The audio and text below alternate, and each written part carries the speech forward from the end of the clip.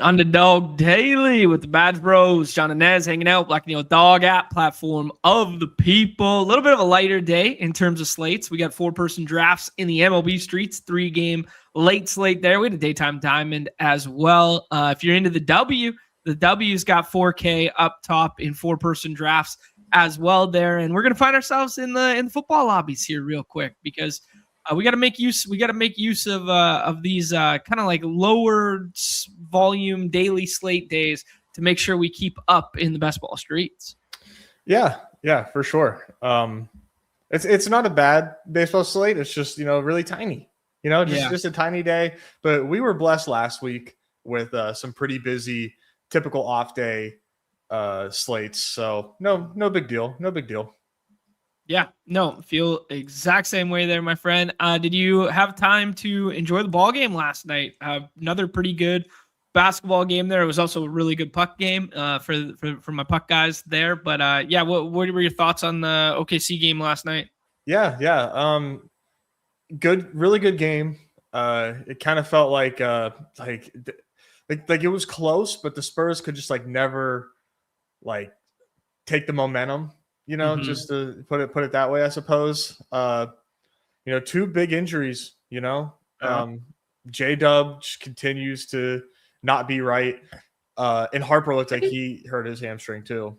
Yeah, I didn't even see, when I was watching the game, so we were out for a bit, and I came back and I watched, I did the rewatch thing after, and I didn't really see him do anything. I don't know, from an aggravation standpoint, everybody saw the clip of him with the heating pack or cooling pack or whatever on his left hamstring as he went back to the locker room and stuff. But effectively, he had that dunk for his second bucket of the night, and it didn't look, nobody landed funny, nobody whatever. And that was kind of his last big impactful play on the game. And then he just kind of missed a rotation. And then it was reported in the start of the third there that it's oh yeah, he's still in the locker room and he's not coming back kind of thing. Cause they were all speculating why he wasn't coming back to the bench to start the second half. So yeah, man, huge loss there. If it happens to be, I don't know, maybe that's why they had the soft 30-minute cap on him in game 1 of this series, right?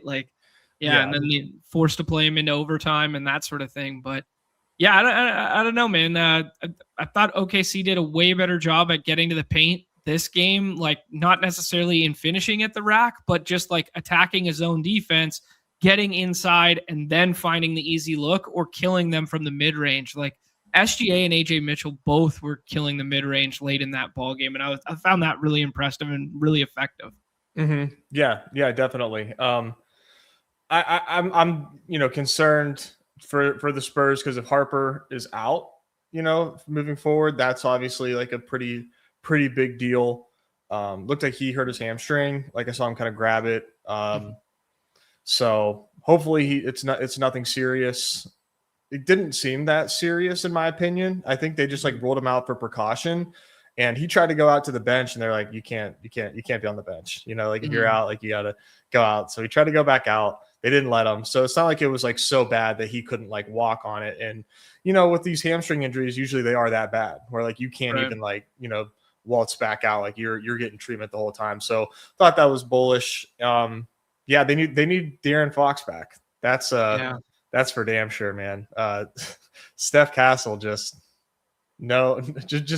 careless as hell. What's that? 20 turnovers now in the first 2 games? Yeah, for sure. I mean, a guy who's not accustomed to being lead handler that much, he's kind of more the off-ball guy when Fox and whatnot are off there. He definitely has a handling role and had a handling role all season long. But now to be hey, you're thrust against the best defense in basketball and you're a lead handler and there's no one else to take pressure off you from being said lead handler.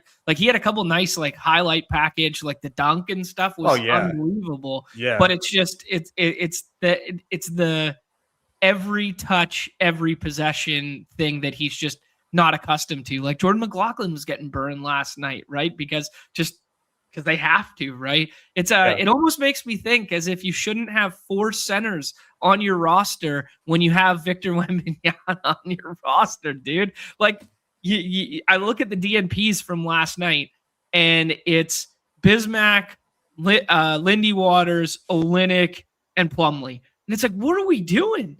Like, you couldn't find one other guy to have some backup handling out here in case this, scenario happened. You needed 4 backup bigs instead. Yeah. Very interesting roster construction there. But, I guess you didn't expect to lose Harper and you didn't expect to lose Fox. But at the same time, you don't need those centers, obviously. That was not the move. But, your team's dead if Wemby goes down. So, like, why do you need Cornette, Bismack, and Plumlee on the roster and Kelly O? I mean, good Canadian kid, but come on. No, for sure, right? Like, it's there's the famous quote from the Colts where I think it was whenever they had Peyton Manning, and they're like, why don't you give a reporter asked the coach Tony Dungy, I think they were like, why don't you give the QB2 any reps in practice? Like, because if Peyton goes down, we're fucked, and we don't practice fucked.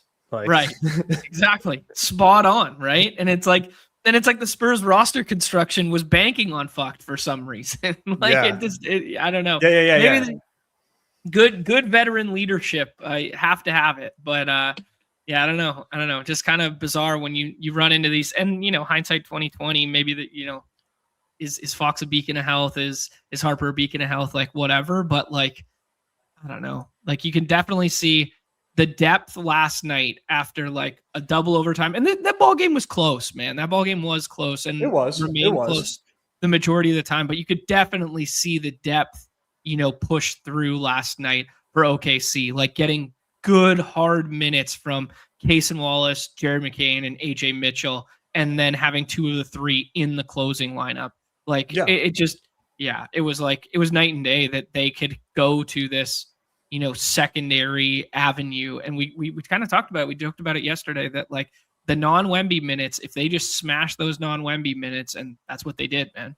Mm-hmm. Right. So we got a little bit of a couple days before the next game, or is it just one day of rest again? Good question. I actually hadn't looked yet. I assumed we'd have a slate tomorrow. We do. Yep. So they travel and play tomorrow. Not a huge travel, but it's kind of for the Spurs' sake, hoping they get a little bit of extra rest just because they're playing so much more thin. But we'll see. Good series though. Good series. Getting Fox back would be huge. Would be huge. Yeah. One of Fox or Harper next game, but getting both back would be monstrous, right? Yeah, I mean, just looking ahead, because we're probably going to get the slate open tonight, or layup line tonight. Something or other. We got this. Shit starts tonight. Sure. J-Dub, draftable? Depends what his ADP comes in at. I would take some shots in 18, 20 rounds just because it's a way to break the slate. But if he comes out and he has an ADP as if he's playing basketball and he's at 9 through 12, not for me. I don't think. No way. No chance. Yeah.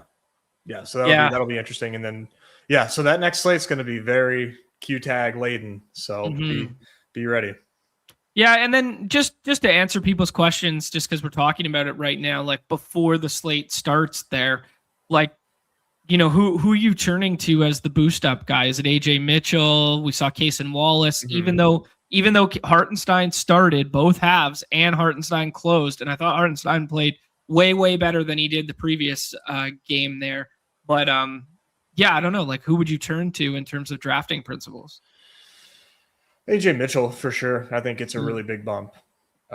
He was the secondary scorer last series there. So I think it's I think it's AJ Mitchell. Caruso continues to I don't know that his role expands because they just don't like to expand that role, but he I think gets a projection bump, of course. Him and Kaysen are the same guy right now in terms of 3-and-D, except for Caruso can guard the 5. So they had a lot of that lineup was actually really strong at the tail end of the game with the overlap. And it was actually Chet who was taking, a bit of a hit there because they liked the SGA, Hartenstein, Caruso, because then you can switch off of Wemby with both of them basically, and then or have better help side with one of them.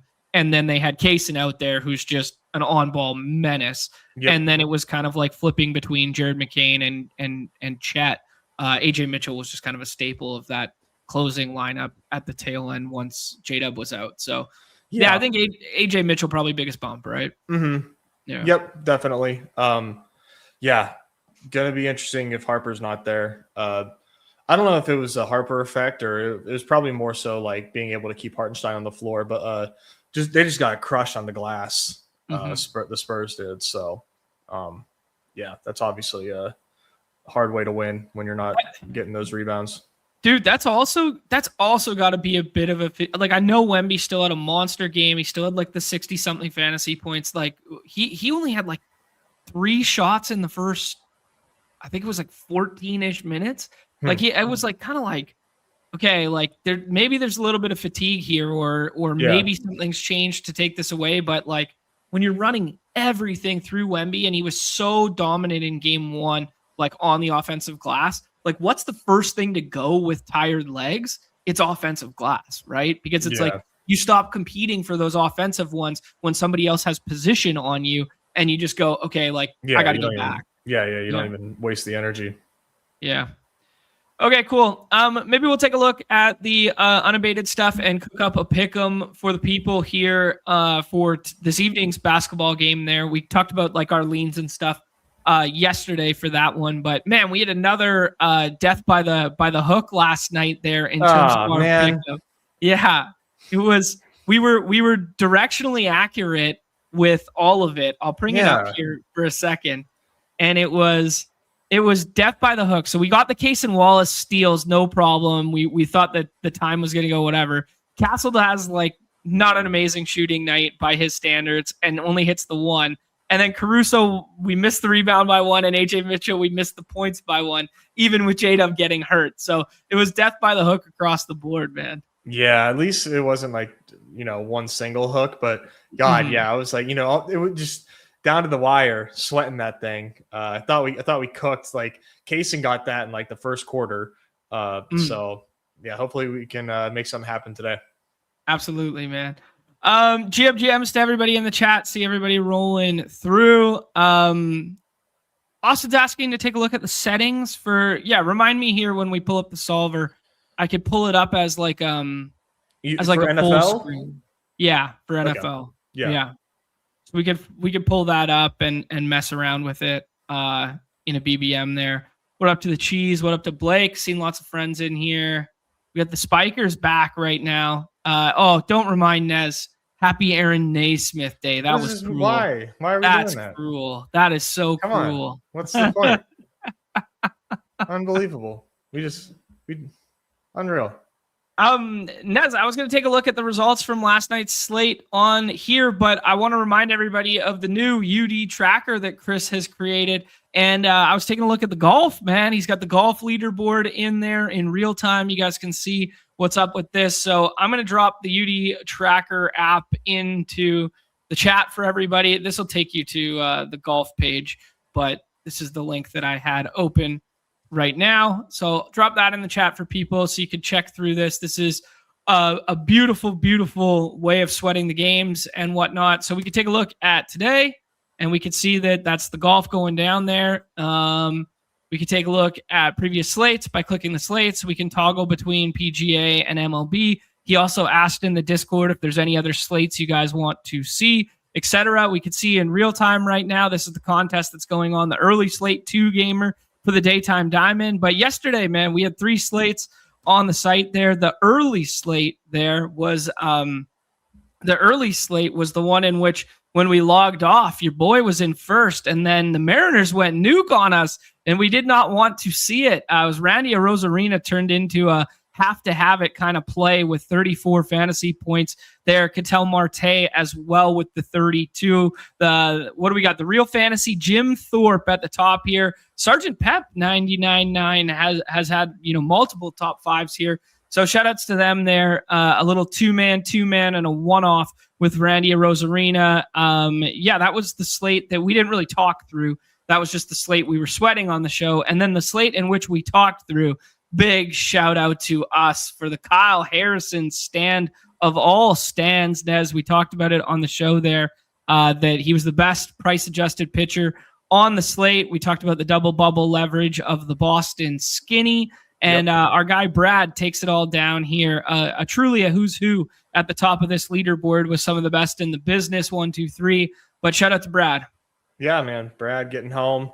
Happy for him. Yeah, Kyle Harrison day. You Savage though, looking right back into form, which I'm glad to see because I think you Savage is a pretty sweet pitcher. It's nice to have him, back. And we said at the end of the episode, I know it's a long show that we do, but we did say at the end that at least I thought that game was going to end up playing with a delayed start, and we did end up getting that. And not that the Yankees mattered or anything like that, but shout out to Brad, shout out to Freezer, of course. Good stuff. Yeah, love it, man. Some of that athletic stuff got home. Some of the Angels stuff got home as well. Joe Adell and Soler, you needed to leave off the Michael Nelson and the Zach Neto from that one. And we kind of like some of that athletic stuff as well there. Our guy, Henry Bolt, baby, there he is, finding his way into a top 5 lineup as well. Man. And then we could take a sneak peek here. We'll go back to the site for this one because NBA is live right now. We could take a little look-sees at what the leader in the clubhouse is going into this evening. I think the have it piece right now is Cason Wallace, in my estimation. As of now. Yeah. As far as like guys that can usurp him, like you would need like Max Strus or something.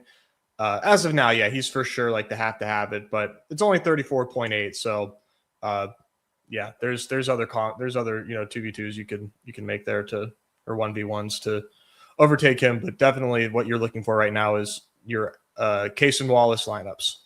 Cool. Yeah. Awesome. Well articulated there. Anything else you want to say on last night? No, I'm ready to push forward. Cool. I puck game was phenomenal. No Cale Makar in the first game of that series, but an unbelievable hockey game last night. Much better than the score indicated too. Like, it looks like, an empty netter and this sort of thing, but it was a hotly contested game. I know it was 3-0 with 16 minutes left in that, but a couple posts in there, a couple good chances, way more wide open than I thought it was going to be. Like I thought really Vegas was going to try and batten down the hatches and just, make sure nothing happens.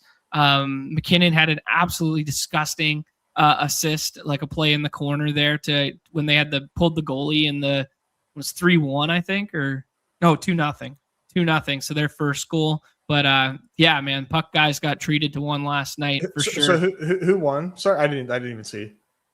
Vegas, baby. Wow. Vegas, baby. We got a couple wagons, baby. Big Z is cooking. Actually, let's see. I didn't check in yet to see. All the big Z's are cooking, baby. Wow. Hey, can he go back to back? People have always questioned if he's going to go back to back or not. We'll see. I think you would be the first person to go back to back in any best ball tournament on the platform. Oh my God! Has that ever no? It doesn't matter. It doesn't matter if it's small field or not. Like I don't think anybody's ever gone back to back. Big gauntlet, big anything. I've never wanted anything more. You know how I've joked before that hey, I could win any contest on the platform. It would be the dinger no matter what. Like even if they're like, hey, can you win BBM? I'm like, honestly, it'd be amazing. It'd do so much more for my life and the money would be great. I kind of still want that dinger win is what I kind of that's what's flirting in my head, that I might be pivoting to be the first ever back-to-back big bony guy. And to be fair, I think the cumulative earnings from that would be about the same as some of the NBA slates in the regular season. Yes. but that would be something. As far as best ball tournaments go, I do not think there's ever been a back-to-back champion. So, John, let's go. Put that in the bio. Here we go, baby. Back-to-back big bone. All right, dude. Let's talk a little baseball here. Break down this 3-gamer. Nice move by Numi and the team there to not make it a 4-gamer and put the Braves game on there, and to make it 4-person drafts, because we're dealing with some weird pitching conditions this evening. It looks like we're going to have openers in 2 of the 6 games, which means basically that only 4 pitchers are getting drafted here. There's a little bit of leverage in being like the scroll guy, but like we're talking one dude with his first start of the season. Yeah, it's not all that fun, but it's nice that we got some decently high totals for a 3-game slate. Like we got an 8.5. Let's see here. We got an 8.5, an 8.5, and a 9 on the unabated line. We have 2 series that are carrying over for their last game of the series there. That is the Jays and Yankees. No weather concerns tonight. And then we get the Athletics and Angels, which has been low-key popping. And then we get the Rockies moving out of Coors Field versus the Rangers and moving in to Arizona to take on the Diamondbacks there. So, 3-game slate here. Nez, conditions are going to be most likely roof closed for the Diamondbacks game there. Angels game looks like about 72 degrees with some slight winds blowing out. And then the coolest of the bunch is Yankee Stadium with very, very slight wind blowing in, 62 degrees. I can bring up the ballpark, pal, to see what they're thinking after I type in my password for the 9,000th time. I think it's every time you restart your computer, maybe here. But we could see that, like, hey, man, the conditions across the board, although these are not on our slate, these ones, but conditions across the board, nothing really popping this evening. No, the opposite of popping, as a matter of fact. Nothing doing. Yeah, nothing doing. Chase Field with a little bit of a pop to the old doubles and triples just because of the ballpark layout there. Keep an eye on whether the roof is open or closed there. I think it's probably too warm for the roof. There's no way it's open. Yeah. We got the red sun there. Yeah. No shot. No humidity. It's a dry heat. So, but yeah, no, there's no way they got the roof open. Yeah, agreed on that front. For lack of better expression, only 6 teams to draft. There's only 3 games on the slate. Combos are going to be covered. Nights like tonight do kind of ever so slightly favor the maxis in terms of combo covering because, you're going to want some exposure to all over. And it's harder to get contrarian on a slate like this where we talk about the slate that the Brent Rooker team won. I guess that was 2 nights ago. And Brent Rooker, even though we thought he was in a good spot, it was double bubble leverage off Reed Detmers. He's a lefty killer. He's only comes in at 17% owned. Well, there's no chance you're getting Brent Rooker, even if the spot isn't as good tonight at 17% ownership, just because of the depth of the slate here. Yeah. Or lack thereof. Exactly. So, I think there is still leverage on this slate, which I think it is a little bit more attractive for smaller volume users because like it takes less for that leverage to hit. But yeah, people are going to have a lot. The combos will likely be covered. So yeah, just definitely something to keep in mind. Yeah, it's the classic double-edged sword of contrarian baseball, like where it's like your contrarian plays won't be as contrarian as they would be on a larger slate. But the magnitude in which they have to hit to win, the bar is so much lower in terms of raw point scorage. Yes. So it's like it gives it like that. It's like this double-edged sword of like, hey, just be mindful of the conditions in which we're playing in. Yep. Yeah, for sure. Like I'm looking at the Rockies today and just thinking like, hey, there's 6 teams on the slate, and I guarantee the Rockies are going to be way underrepresented today. Okay. So yeah, that's just like a way, just as an example, right? Like, they only have to outscore 6 other stacks. Just, what if Erod isn't, lights out like he has been all year? Right. Yeah. Well said, dude. Absolutely. Yeah. And to be fair to the all year portion of that, it's of the recent year, he got tagged up a couple times at the very beginning of the year. For sure. Yeah. And we also got a couple lefty killers that are right-handed in that lineup that are going underrepresented. Like, my first draft, I took Hunter Goodman, who was like way down there. Brenton Doyle, we don't even know if he's going to be in the lineup, so you might get a little bit less pinch hit risk for somebody else who goes in for him.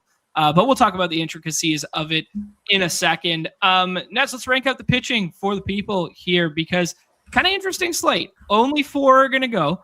And when you look at 3 games here, Spencer Miles is going to be, have an opener in front of him.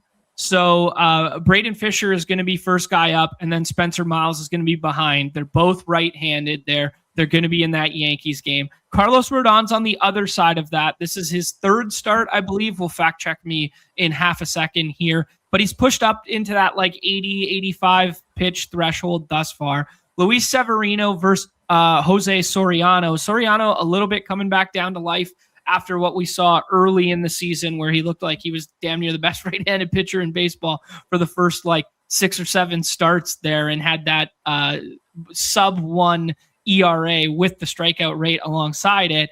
And then with the Rockies there, a guy making his first start of the year, Zach Agnos. I'm going to go with Agnos.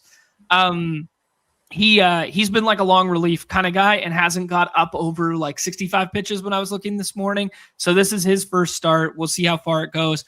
And then Eduardo Rodriguez on the other side there, who's a little bit of peaks and valleys on it, and is the only Carlos Rodon's the other lefty. So there's 2 left-handed pitchers on the slate here, and 1 opener on the slate. So yeah, just thoughts on the landscape, dude. Yeah, I mean, I definitely, it's 4-person drafts. So given that all that information, and knowing who has the better matchups, it's definitely probably go get your arms type of slate. Mm-hmm. Which ADP doesn't agree with yet. Right. Yeah. Right. Which I respectfully disagree with where it's at right now.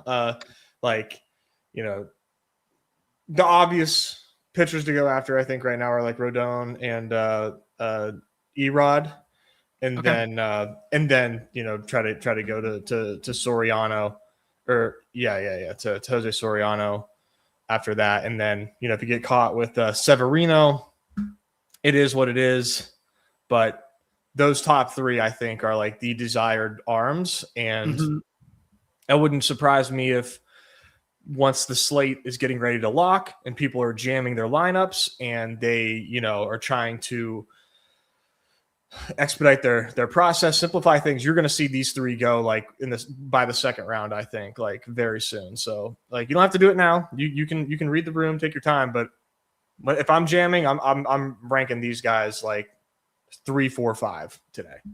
Wow. Okay, cool. Yeah, no, I respect the take for sure. I had the same read on the slate initially, where I was like, man, you don't want to be the guy who's left to force to stack against himself, which almost all of these drafts, someone's going to be drafted from your opposing team, right? Like with all these 4 starters that we're looking at, except for maybe Colorado, which is what you alluded to at the top there, could be distinct in terms of ownership there. But I don't think there's any leverage in being the guy who goes to Miles or Agnos. Like I don't think there's any leverage, because I don't think they're going to go deep enough to matter. Miles, you lose the quality start opportunity and sometimes the win equity with an opener in front of him.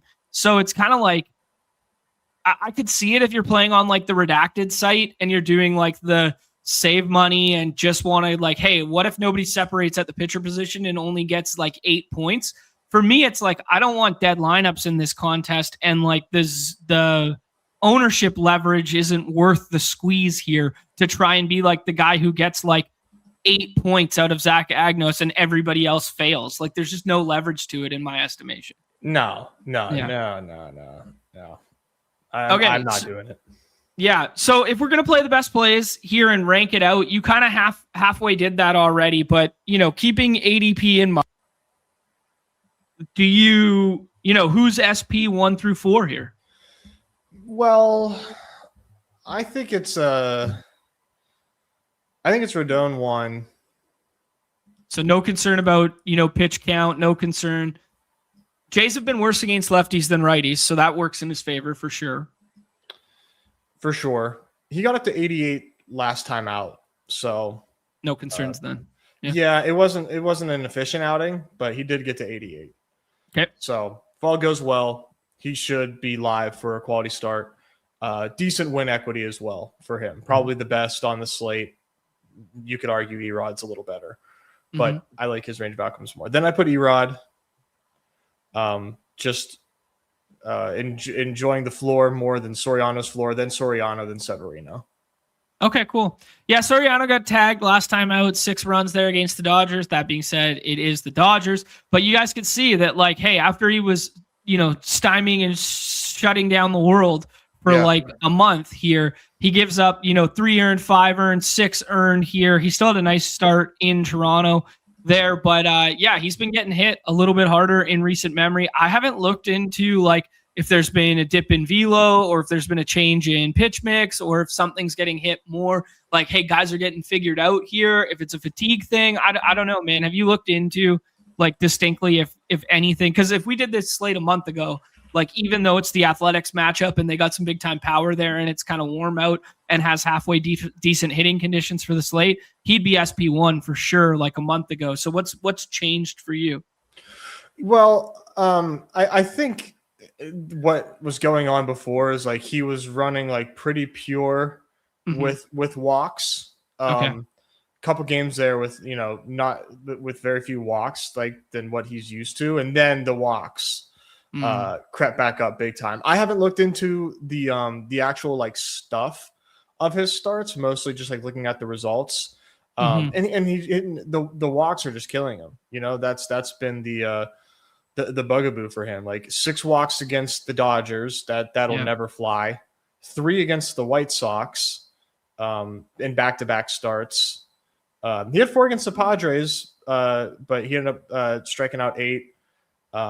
He had 4 in his very first start. So the walks are creeping up and really, really hurting him. But if that doesn't happen, then he's in great shape for sure. Today he's got not a team that's known to walk other than Kurtz. Kurtz is the only one that will get on base with 4 balls, no problem. So it's boomer bust. Yeah. I think that's the perfect way to articulate it. It's boomer bust for sure here. Yeah. In his first 30 2/3, he had 38 Ks and 10 walks, and he had a 0.98 whip. In his last 3 starts, which is only 17 innings, he has the same amount of walks, and the whip is up at 141 now. Yeah. So he's just been walking the world, as you obviously alluded to there, and then he's just not getting away with stranding guys now. Yeah. I'm not seeing anything stuff-wise at the moment.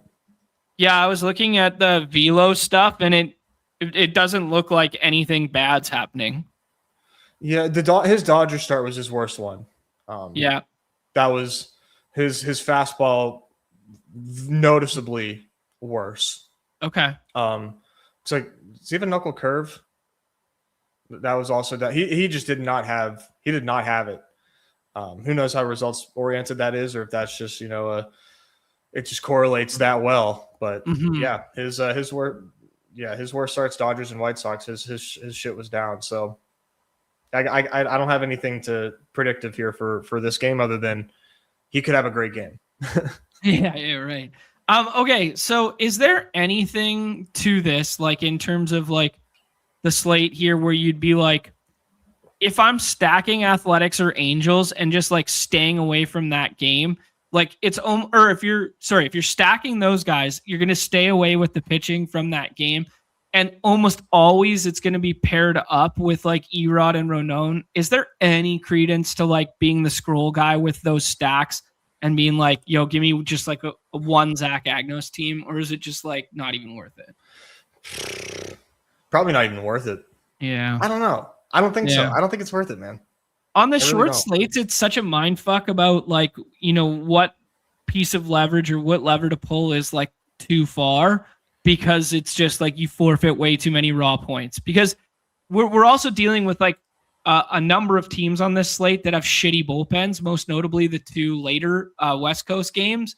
And of those bullpens, like you can easily get like a guy to go like, like Erod to go like 4 innings or 5 innings and give you like 6 fantasy points or 7 fantasy points, and that be enough to win the slate. Yet Rockies still go nuke against the bullpen. Like, like it's this weird like pattern matching dilemma.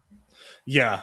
And while we're talking about bullpens here, have to note the D-backs finally have a left-handed reliever. There we go. And he's good. Okay. Good. It's AJ Puck's back or no? No, Brandon Garcia. Okay, all right. But he did throw yesterday. He only threw 9 pitches. So, but it's lefty then righty, and Rockies are platoon heavy. But just throwing that out there, they only have one lefty arm in the pen now. But yeah, I think it's obvious. It would, so like, hypothetically, you're drafting, you put together five A's, and you're on the or five Angels. I'm sorry, and you're on the clock, and then it's Severino, Miles, or Agnos. Would you try to thread the needle? Well, you can't take Severino because you can't put 6 together. I meant Angels when I said that. Oh, sorry. Or at that point, do you just go Agnos or Miles? No, I think you just go Agnos. I think you have to. Okay. Because I was thinking that you could potentially thread the needle, and nobody would really do it. And right, yeah, and you just hope you get like 7 points from Severino as a starter, and then Angels don't break. Yeah. And then you get to the pen, and then they go crazy. Obviously, this is such a specific scenario that does not sim well, and you shouldn't try to do on purpose. But I don't know. I'm honestly coping because I accidentally took Severino with an Angels onslaught. So sure. I mean, yeah. The nicest thing you can say is it's unique, and it'd be like an old school showdown principle where it's like you play your guys against your defense, and then you tell yourself that, hey, because you played them against the defense, that means they scored quickly, they scored a pick 6, and now you get the ball back. Like it's like it's actually positive correlation, bro. Yep. Don't you know? Shit. While we were talking bullpens, I did do a little bullpen research here. For what it's worth, Colorado used all of their best, in parentheses, arms. They used both closers who blew the save yesterday, and then they used both the setup guy and one of the back end lefty guys. So they're kind of a little bit worn down. So Agnos threw 57 pitches in a relief appearance, long relief appearance, and now he's getting his first start. But you also know that some of those back-end bullpen arms might not be available today. So it honestly, the long and the short is it makes the Arizona D-backs look really nice today. But I just wanted to throw it out there that, that's kind of what we're working with. Yeah, good to know. I know they just recently had a bullpen game. And, so not having their best relievers also big deal. This Agnos guy it doesn't look at anything special, obviously. No. Yankees did not use their best bullpen arms yesterday, but Toronto did. Toronto taking care of business and then using their best guys to close it. They're out. Varland's probably not available for them today. So just looking through that, I'll flip over screens so everyone can play alongside us. Angels used kind of like their best, all 3 of their closer by committee setups there. So Angels might be a little bit watered down today. Athletics used Hogan Harris yesterday, but probably no, that's back-to-back days. So Hogan Harris, their lefty and closer, won't most likely be available today.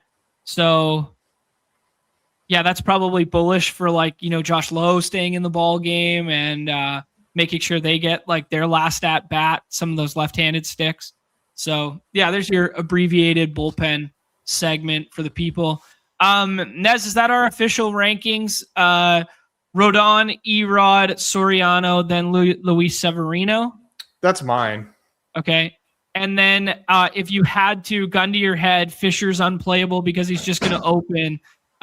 Spencer Miles or Zach Agnos as your tack on for the last one? Miles.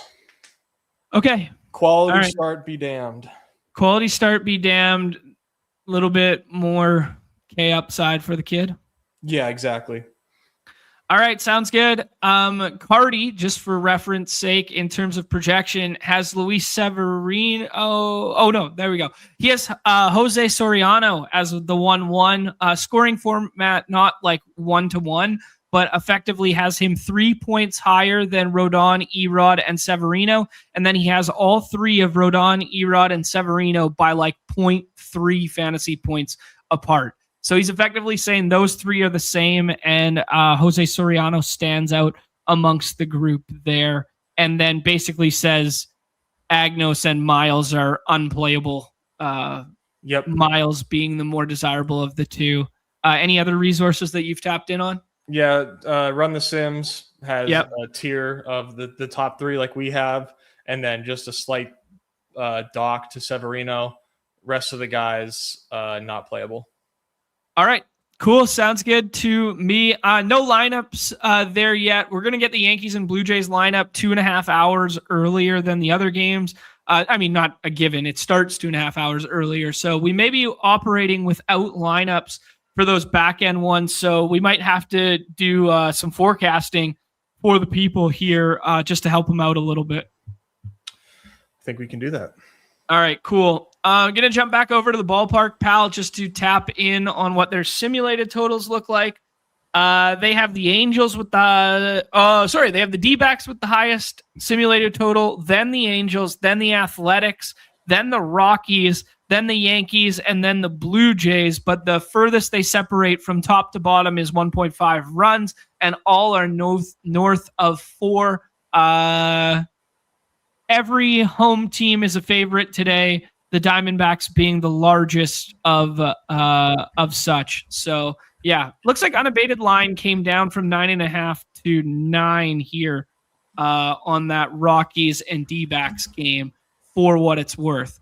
Let's rank out the stacks for the people and just talk, I mean, maybe a couple one-offs more so than, skinnies or fulls, because the reality of a short slate like this is people are going to be 5s and 4s on, every sort of team here. But yeah, just thoughts on your favorite stack of the day. I think it's the Angels. Interesting. Okay. Just price adjusted. I think it's the Angels. Okay. Going up against Severino, we talked how he's like the worst of the big four, and this is a team that's really, really easy to stack.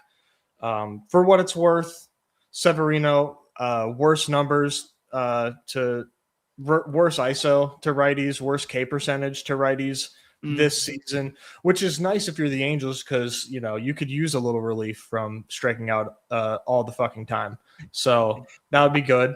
A lot of hard hit percentage, a lot. Yeah, getting hit hard. Severino is, he is who he is at this point in time in his career. So yeah, we know that this Angels team has power. I think the Angels are my favorite stat cost adjusted at the moment. Okay, cool, love it. Any individual bat that you want to single out here? I'll throw out Yoan Moncada. All right. Switch hitter, most likely hitting 5th in the middle of that lineup there. Okay, cool. Yoan Moncada.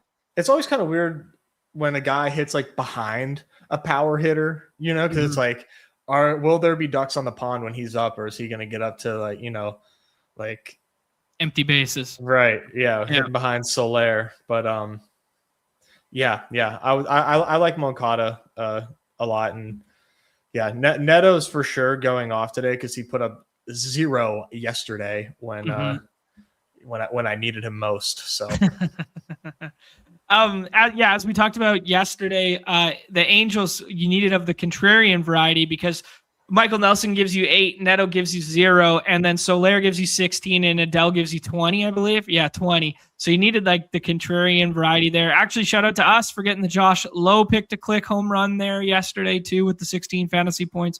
So you get a pair to all 3 of them together. Jan Moncada wasn't in the lineup yesterday, so anticipating him today. Most likely over Oswald Peraza. Yeah, I kind of think so.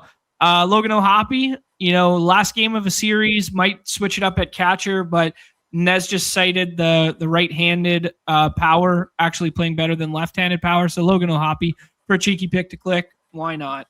Sure. But I do remind everybody on getaway days, last game of a series, even if they're evening games, might be catcher rest days. Okay, cool. Let's push forward. What other stack would you like to talk about next? Which would be your next favorite? Well, I mean, just like looking at the slate as a whole, I would say Yankees. Okay. Yeah, I mean, Yankees versus right-handed pitching. Yeah, Yankees versus right-handed pitching, most likely going to be a bullpen game, and used their good bullpen arms yesterday too. I mean, not bullpen game. Most likely going to be, a little bit earlier into the pen when you do the opener followed by pseudo starter kind of thing. Yeah, I should catch myself here. Who's the bulk today? Spencer Davis. Miles Davis. That was I love the way your brain works. It is truly unbelievable. So dumb. He is a right-handed pitcher. Okay, just wanted to make sure. Yeah. Okay, cool. Yeah, respect it. Anyone pick to click here? We got Trent Grisham left early with left knee discomfort, so I'd be mindful of that. Could lead to a different iteration. We did see Ben Rice lead off. Both those guys are right-handed. Could definitely see Ben Rice leading off again today.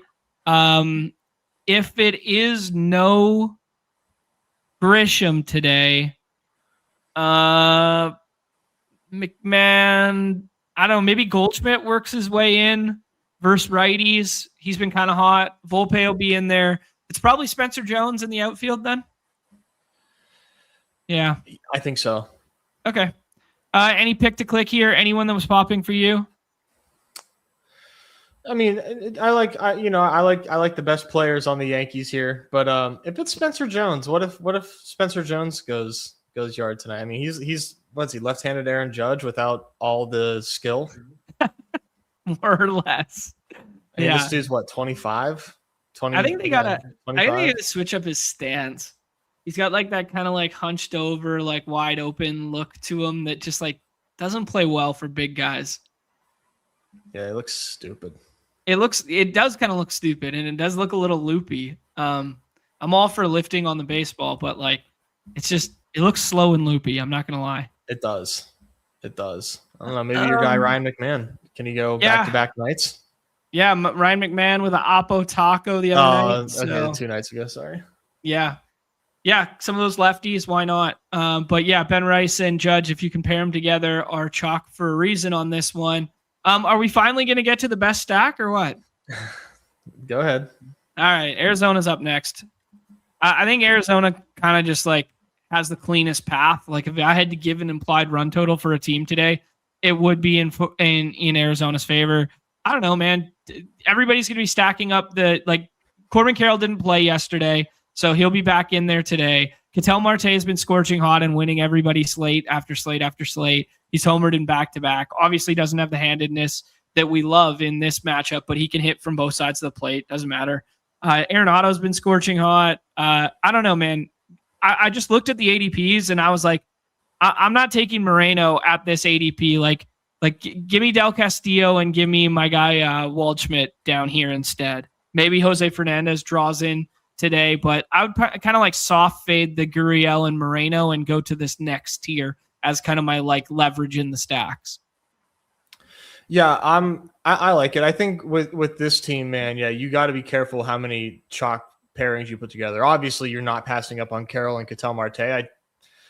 I'm sure it'll exist at some point today, but you obviously don't pass up on that. But yeah, I don't think you just go down the line. I think you definitely want to add in some of these lower ADP guys, like you highlighted there with Del Castillo and Waldschmidt. Those guys are some of my favorite low-owned stacks on this team.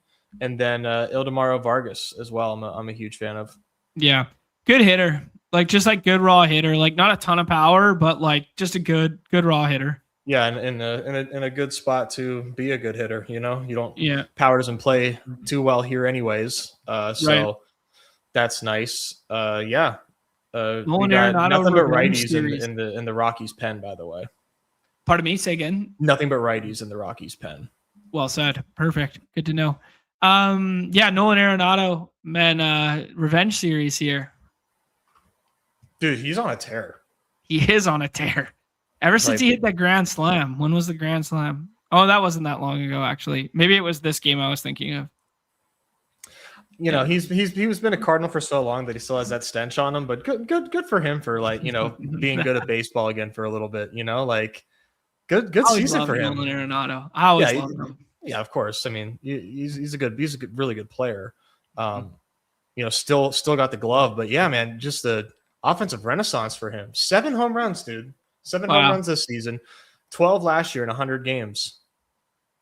People laughed at me when I stacked him a couple times in the dinger in the last round there. The people were laughing on stream, dude. They're like, that guy's washed, man. I'm like, wait and see, buddy. Nobody's learned their lesson yet. No, nobody has. Actually, that kind of reminds me. I'm just looking down here. Pavin Smith's still out. Jordan Lawler's still out. And what's Jordan Lawler's? Takes dry swings. Okay. I was just kind of curious what Jordan Lawler's timeline was. Yeah, that's a bummer for him. Yeah. I don't know. There's like a little bit of a cleaner path for him to playing time. It probably would be at the expense of Waldschmidt. Like Waldschmidt's kind of doing that now that they got rid of like Alec Thomas. But yeah. Did Lawler take outfield reps? He did. Yeah, he has been. He played center field in spring. They wanted to move him out there once they made the Arenado trade. So I don't know. Good pivot. Yeah. Okay, dude. Who's next up for you? Those are currently, to refresh, we got Angels, Yankees, then D-backs.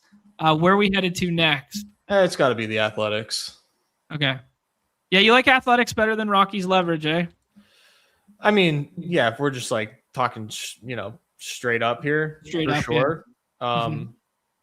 Rockies leverage is still gross. But yeah, it's the A's against Soriano. Okay. Sounds good to me. Ball game went 10 innings last night. They pinch hit for Cortez at the top twice. So they don't like him facing lefties, basically, is my point. And they got Lawrence Butler and AB as well. So I don't know. Maybe Butler's back in there today. We talked about the possibility of him being on the bench there yesterday, and we were hoping no, but yeah, he was. They went with Bolt in the 8-hole there. Zach Geloff was too hot to bench, but then he goes 0 for 5 yesterday. Do you take Geloff out today? Yeah, I don't know. Someone here's got to be the odd man out, and it's most likely at the outfield position. Jeff McNeil homered yesterday, probably going to be in there. Yeah, Jeff McNeil's totally in there. Carlos Cortez might sit today. You think? Maybe. Go with Lawrence Butler. I would be surprised. Okay. One thing I think you could see, I don't know if so they just traded for Alika Williams with the Pirates. Mm-hmm. I think he's on the big league team. Yeah, he played defense last night. Yeah. So you could see him go in there, and then Hernandez maybe plays ahead of Geloff if maybe Geloff needs a break. But I would hope not. But yeah. It's definitely like one, not both of Geloff and Hernandez, I would bet. Okay. Yeah. Well said. Okay. That's just to be mindful of. Any in particular pick to click for you on the athletic side? Carlos Cortez, man. Okay. You like it. All right. I do. I will say with the A's, I don't think like one-off A's makes a ton of sense. I feel like if the A's go off, the whole team's going off because it's just like the cascading effect of Soriano blowing up, walking guys. So these points kind of coming in, as a whole, as opposed to just like, obviously there's power here with the A's. I'm just saying, I think that if the A's go off, I think they're all going off. And then you get to the bullpen of the Angels, which is no good. So, oh yeah, Henry Davis home run. We are so back. We are so back. Henry Davis nuke. Yeah, we'll get a little home run pick 'em cooking here. We'll get a little basketball pick 'em cooking as well. Yeah, man. Dude, yeah, look at the savant, man. Look at the lollipops on 28-year-old Carlos Cortez, Short King Summer, 5'7". Spray chart really impressive. If you're into if you think that this is reproducible or not, it's impressive to me, right? Like this guy's just getting balls in play. Like I think at some point, yeah, you could make the bear case and say that he's getting lucky and he's not making good contact and he's spraying balls the other way. But I'd like to think that this is a compact guy who knows how to like control his swing through the zone and is getting good wood on balls where he can. And like, yeah, this is just good ass hitting, man. Interesting archetype of hitter, like decent exit velo, like maybe like top, but the bat speed, but like the bat speed, we don't know yet, but it's probably not amazing. Like it's clearly like middle of the pack, which makes sense, man. He's a short guy, he's not getting a ton of bat speed there. But no K's in a heavy contact profile. It is a little bit left-handed Jacob Wilson-y. Yeah, with some power. Yeah, with a little bone pop. Yeah. Interesting. Yeah, he's been a revelation. And switch thrower, don't forget. Oh yeah, I forgot about that. Holy shit. Yeah, that was like the calling card back when he like drafted and stuff. Yeah, infield righty, outfield lefty. Yeah. That's sick. Unbelievable. Okay, cool. Athletics were our next stack there. We got we have Toronto, Colorado, and that's it left. Yeah, I'll go Colorado. Okay. I agree. I think Colorado is probably the best cost-adjusted stack. I will say that Brenton Doyle has the oblique thing, and I don't think they'll push him to be in there today. So I don't know, maybe, but I think there's a chance that you get either one of the lefties in there who doesn't normally start against a lefty, or you get someone who's like a pull and replace early guy, because I think the ball game ends with McCarthy and Moniak and Rumfield in the lineup. I don't know which of them wouldn't start, so I think Willie Castro probably leads off. I think Tyler Freeman's probably in there today if Doyle can't go. Yeah. He's in there no matter what. Yeah. And then like probably Karros and Goodman and Tovar. I think Tovar and Goodman is like a cheeky little like once upon a time lefty killer stack. Is Jordan Beck going to be in the lineup? Dude, I think Beck, something happened. Yeah, he's out. Lands on the shelf. Over the weekend, over that Rangers series. Weekend. Monday was left hamstring injury, so he's on the 10-day. Braxton Fulford is the guy they called up, but I think he's left-handed as well. God, man, this is a very, very bad lineup today. It is. Holy shit. Braxton's right-handed, but he's like backup catcher. Slotting into the designated hitter spot and batting ninth. I can't even. Okay, yeah, like he's not even on the Roto Grinders site. Yeah, those guys don't even know that much ball, bro. You think? Yeah, I think Freeman's in there today. If Doyle's not, I think even if Doyle is, he has to. Yeah. If Doyle's in, Freeman's in as well. I mean, I never really play Freeman. Like, it's just not a profile of a guy that I usually play. But yeah, I could see it tonight. I think if you want to go contrarian on the Colorado stacks, you mix in a couple of these lefties who end up starting, like Rumfield and Moniak or Jake McCarthy.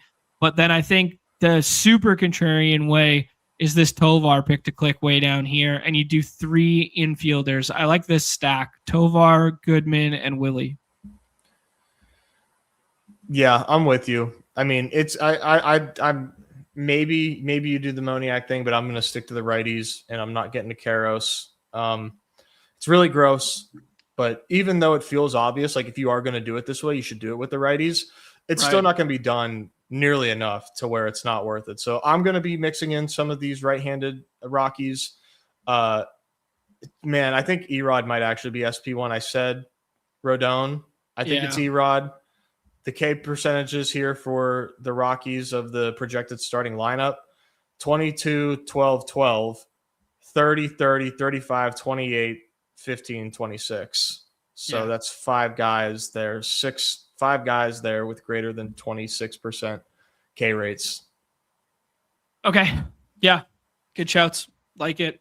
Erod probably SP1 at that rate. I think so. And then Toronto is your least favorite stack on the slate here. Yeah, I don't know. I don't love Varsho lefty, but he always reminds me that he was good in the postseason that way. Ernie Clement could move up today because of the handedness. Davis Schneider could be the guy like leading off today, and nobody's taking him or talking about him. He could move up in that order versus a lefty for sure. Obviously carries a decent amount of pinch hit risk, but yeah, they do the Len Sosa thing sometimes. Yeah, I don't know. I guess the chalk would be like Springer, Vlad, Okamoto. Yep. And then, yeah, but like if you want to go dumpster diving here, like Ernie Clement was leading the world in doubles up until like a week and a half ago there. Lynn Sosa's had some flashes in the pan for the White Sox. This kid, Brandon Valenzuela, Brandon Valenzuela, he has 4 homers on the season in 30 games. So he's running hot, like clearly, but right-handed catcher for them. Okay. Some super duper leverage, but yeah, I'm mostly looking at the obvious right-handers here. All right, cool. Yeah, probably these guys, all 3 of these guys at the bottom out that we normally have to pick from, like Jesus Sanchez, Jimenez, and Piango. Is that how you say it? Piango, I think. Yeah, Piango. Yeah. All right, there it is. Angels, Yankees, D-backs, Athletics, Rockies, Toronto, Blue Jays. All right, let's rip it. Yeah, let's get and then we'll rip some football. Actually, we'll maybe look at the pick'em real quick. What up, Emo? Rolling through. Do we enter a lobby? I did. But, okay, I was making sure. We're coming close on this second hour hard stop, no babysitter action for me today. Oh shit! I didn't realize we talked baseball that long. Yeah, it's been an hour. Yeah, we always do that with the worst slates.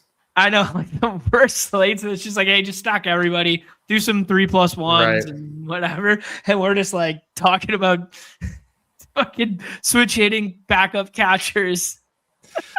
This is what it's all about, man. This is why the people tap in. They need to know. They need to know the ins and outs of who is available today. It's the way it is. Oh, look at that, Freezer and Brad in here. What's up, fellas? Clubs is always in here with us. Clubs, say what up in the chat, man. He's always in here every day with us. What's up, Klebs? Yeah. It's like K. Klebs. Like, I think of it as like, yeah, Klebs. 78.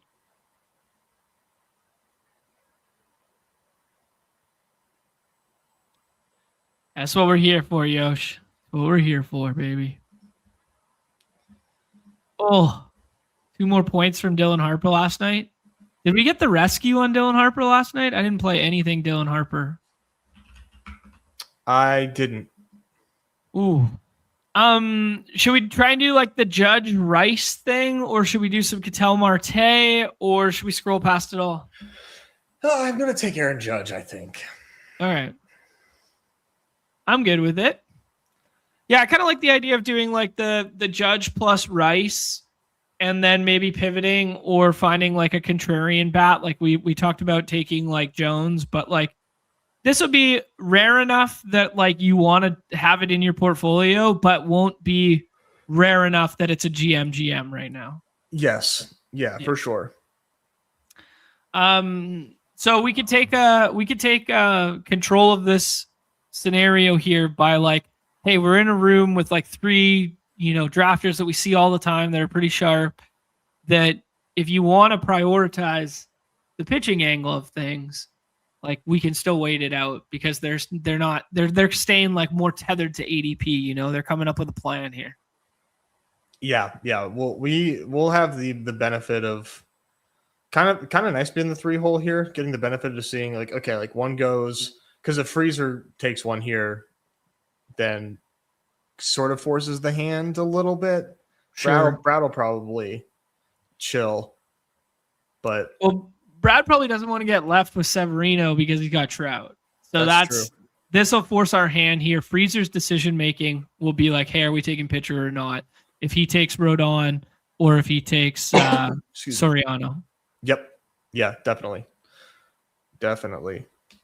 He's gonna freeze it out. He's freezing the clock. All right, so we don't have to make the decision. He takes Shea Bangs. Do we like Cody Bellinger? Is this like too chalky? Yeah, okay. Let's scroll. Either we do like Toronto bring back, or we do like Rockies righties because Erod's gone. Do Rockies righties. Okay. The Toronto one, we would take away our out of taking Rodon. Sure. So let's do the Goodman and then scroll past Willie and go all the way down to Tovar like we talked about. Yep. And then we can either do Spencer Jones, Bellinger, or whoever with the Yankees, and we can do a 3-2. Yeah. Yep, I kind of like that. So I think if I'm Brad right here, I have to take Soriano. Okay, interesting. Huh. Let's see. Okay, let's force the issue. Let's take the pitcher we want. Because like, I guess it doesn't matter. Yeah, you want like, Rodon? I think I mean, you get the equity. Yeah, you get the win equity associated with your Yankees stack, but yeah, you can really push pitcher right now. Like our initial instincts of like, hey, nobody like people should be. Yeah, sorry, I was just gonna say if we did take Soriano there, well, Freezer just gonna go Severino. I was gonna say we would have left Freezer with the tough decision. Yeah. I think Brad and Freezer were just playing as long as one of us doesn't take their game, I know they're both gonna stay in their lane. Yeah, it would have been kind of fun to. Yeah, which is why I kind of wanted to take Severino just to see like what they would do. Damn, that would have been fun. Yeah. Anyways, we get 2-man Colorado here. We get 2-man Yankees, and then we could scroll the F down for Spencer Jones here, who we think might draw in today if Grisham does not and is unavailable. We could go. Okay, we could go you're one not off. Gonna be duped. Yeah, we could go one-off hunting as well, or we could go with Freeman or Moniak. 2-2-1 is viable. One-off hunting would probably be Jorge Soler, Waldschmidt, or Cortez leading off. Cortez. Yeah, you talked about athletics being accumulators, though. So yeah. Thank you for reminding me that I have amnesia. Yeah, Spencer. Let's take Freeman because he's going to be less drafted than Spencer Jones is. Yeah, and Freeman is going to project better, I think. Yeah. I mean, like Spencer Jones, like what are you trying to buy here? You're just trying to buy like one left-handed home run. Freeman, he's not typically the type of guy I like to bet on, but on a short slate, and he's going to be like, 2, 3. He'll probably like a 2 or 3 hole with Goodman's almost always in the 3. So like we could just go like 2, 3, 5 with this lineup and all have the handedness advantage. Yeah. Big double bubble leverage here. Yeah, not bad. Plus, how low owned these Rockies are going to be because people are just going to like go down the lineup for the better teams. Right. Yeah. I'm going to see if Unabated has the NBA projections out. Yes, it looks like we do. Oh, let's go. Let's just take a peek here. We'll do a little pick 'em, and then maybe we'll do. I don't love doing home run pick 'ems on such short slates, so maybe there's some other stuff. But for this evening, it looks like Dean Wade lower, but it's right at projection. Evan Mobley lower, but right at projection. Bridges on the rebounds. James Harden lower rebounds, but they're all right around projection. Jose Alvarado lower on the points. Landry Shamet lower on the points, but they're right around projection. Jordan Clarkson lower points.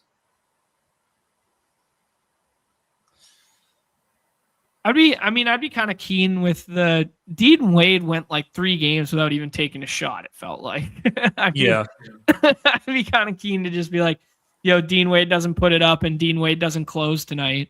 I don't know, but that being said, I like it. The greatest success they had in game 1 was when Dean Wade was on the floor on ball against Brunson. But yeah. Nothing too exciting here. Yeah. Let me give this a Pick'em's not available in your location. Let me give it a refresh here. All right, we got a 30%er here. So Dean Wade on the lower. I like these kind of like these role player like lowers. Like Jordan Clarkson or Jose Alvarado. Like I think Jose Alvarado is going to play the least of the bunch. He probably has the highest usage and ability to score, but like I kind of like, doing something like that where Jose Alvarado only plays like 6 minutes, and they do the Landry Shamet and whatever over him. Bridges rebounds feels fun. That one was popping in the unabated stuff. I like a Bridges higher. Okay. Just minutes and how he's playing well right now. That feels good. Do you like PRA better than rebounds then? No, I think rebounds is good. We get a little bit of extra multiplier on there. I like a little extra payout. Okay, we can now run this just as is, or we can also add in the unabated has a lower on James Harden rebounds, which would actually positively correlate, to be fair. No, I think just run this. Okay, cool. We can boost it up 75x. Oh, nice. Or 30x, sorry. 30x, but 75 max. 75 max is sweet. Yeah, they boosted my max after they saw those home run pick'ems the last couple of days. Yeah, they boosted it up. Let's see what they got going for me. Drop that in the chat for everybody there. And then I don't know. We'll take a look here. I think the only thing that would pique my interest in the home run stuff would be right-handed Rockies. And it would be like Tovar and Goodman or something like that. But yeah, Goodman's only 195. What? Yeah. Please. Tovar 373 isn't crazy, but I'd like to see the lineup spot before doing it. But Tovar, and then what was your Cortez? Let's see what Cortez is getting. There we go. There's a little cheeky little home run sprinkle of 2 dumpster dives that are getting good price tags who could both see ever so slightly boosted lineup spots. There you go. That feels good. If I'm playing anything, it's this. There's our guy. Cleaves. Okay, now you got to tell us it's Cleaves, right? With like Cleaves, like double E's. All right. Arenado 265. Yeah, Frog knows we're cooking tonight. There we go. ECK. I love the way you said that. I'm watching on the tube, the old boob tube. Oh yeah, the tube, baby. I love it. Yeah, he's been getting in our drafts the last couple. I've been noticing. Yeah, All right, you're much better at that than me. Thank you for noticing that we have a regular in here. What's up, Cleves? It's easier for me to notice too because I'm usually on the 1s and 2s. Like so like I'm not gonna fault you. Nezzy takes, should we try and capture some CLV in the BBM streets, or should we dale and do a pit bull? Let's do a BBM. Are you down? You down to burn an entry? Are you kidding me? Burn an entry? You mean win the fucking $2 million? Yes, I'm down. Ooh, Perfect. I think I need Here we go. I did the promo, but do I have okay, I got 3 days left to enter the free one. All right, BBM, 9 more spots. Let's get it. Tons of spots for the people. All right, I'm gonna men's room it real quick, and then we'll roll with this. 8 more spots. I'll put it in the Discord. This is like a so you think you can tout challenge. Can you vamp while your co-host uses the restroom? Maybe I spoiled a challenge there. I don't know. Oh, oops. Okay, yeah, we got the Pirates going. We got the guards going. Geez, Jose Ramirez strikeout. He's been a little frustrating. Like on the whole, he's having a good season, I believe. But Jose can be a little frustrating at times. But he's gonna have some monster games. 6-1 Pirates, 3-0. Dude, they're bringing in gotta bring in the reliever to face Chase DeLauder because he's the goddamn man. I have no faith. No faith in what? No faith in what? You think the Pirates are back? This is what I needed to see, man. The thing that stinks is like the only way the Pirates can win is if the offense, and thank God the offense is good, but the offense has to be good, and our starting pitcher has to go 7 innings. That's not a recipe for success. Can you talk about how PCA isn't good like people think he is? PCA is a joke. PCA is the biggest joke I've ever seen.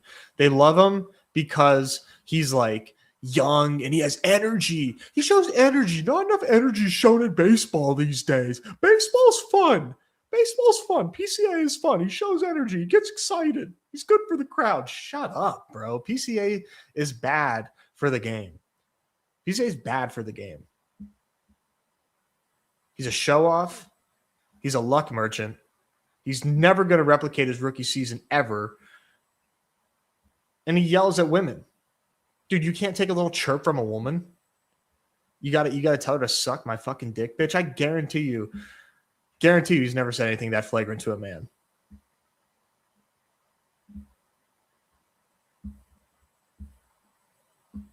One more for BBM. Holy smokes. What are we doing out here? Let's get this. People are scared. People are scared. Which is weird because don't you want to draft against us? Yeah. These are the people you want to draft against. Throw the bat signal out? Come on. Yeah, one more. Yeah, it's a shame. Pete does best ball breakfast in 12 lobbies, Phil. There we go. Okay, I'll find a way because Austin was asking if you want to see the settings. Admittedly, they're not like fully perfectly tweaked right now. I've been kind of chilling on the season, but I will show you just so you're aware. But exciting news, dude. I met my nephew last night. So my sister just had a baby. Love it. And her 4th boy, and the baby's name was Baby when I met it because it just didn't have a name yet. Oh yeah, because they went in blind. Yeah, they went in blind. They had some names loaded, and then she said they didn't think the kid suited the name or whatever. Wow. And then they went brand pivot, and then I think everyone was anticipating girl, and everybody was like, prayers up, please be a girl kind of thing, because there's no girl on that side of the family and whatever. I'm destined to have a million girls now. Yeah. But they just came up with a name right now. It's Miller Duncan. So Duncan's the middle name. Miller Duncan. Pretty cool. That's a fire name. Yeah. Never Miller time, baby. Yeah. Okay, we are in the 112 here. Troy's beside us. Klebs is in here as well. Love to see it. Okay, let me see if I can pull up for the people. I'll have to X out for a half second. BRB, we will do the window.